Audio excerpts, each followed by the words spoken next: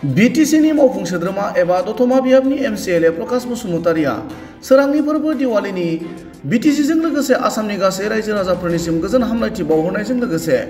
बयबो हारिनि गेजेराव अनलायनायनि गेजेरजों बिटिसिखौ जौगाहोनांगौनि थाखाय बिमा कालिनियाव आरज गाबो। नमस्कार। दिनै बिमा कालिनि जे फुजा जे उत्सव बेवहाय आङो बिटिसि बा जोंनि दतमा समस्तिनि बासिजों लोगोसे बिटिसि बासिखौ आरो असमबासि आबाद बिभिन्न जाति जनगोष्ठीफोरनि गेजेराव जों अनलायनाय आरो खौसेथियै थानानै स्पेसियेलि बिटिसि ओनसोलखौ जोङो गोजौ फारसे माबोरै लांनो हायो बेनि थाखाय आङो मा कालिनि खाथियाव आशीर्बाद बिगोन जाहाथे जोङो बिभिन्न जाति जनगोष्ठीनि गेजेराव अनलायनाय आरो खौसेथिखौ लानानै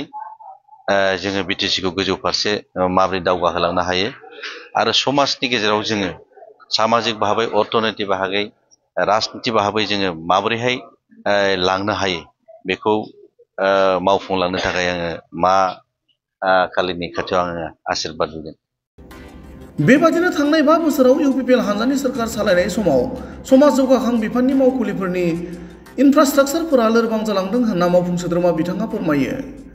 आरो लोरबां जानानै थानाय बे इनफ्रास्ट्राक्चारफोरखौ बिटिसिनि गाहाय खुंगिरि हाग्रामा महिलारजों सावरायनानै थाबैनो मावफुंगोन होनना खौरां बिजोङाव ओरैबादि फोरमायो।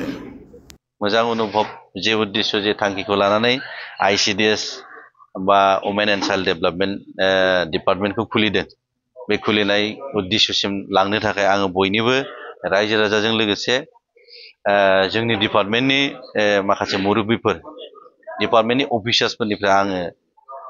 सहाय सुबिदाखौ बिगोन आरो बेजोंनो फैबाय थागोन समाव निस्सय बे ससियेल वेलफेयार डिपार्टमेन्टखौ गोजौ फारसे लांनो हागोन आंहा मिजिं दं।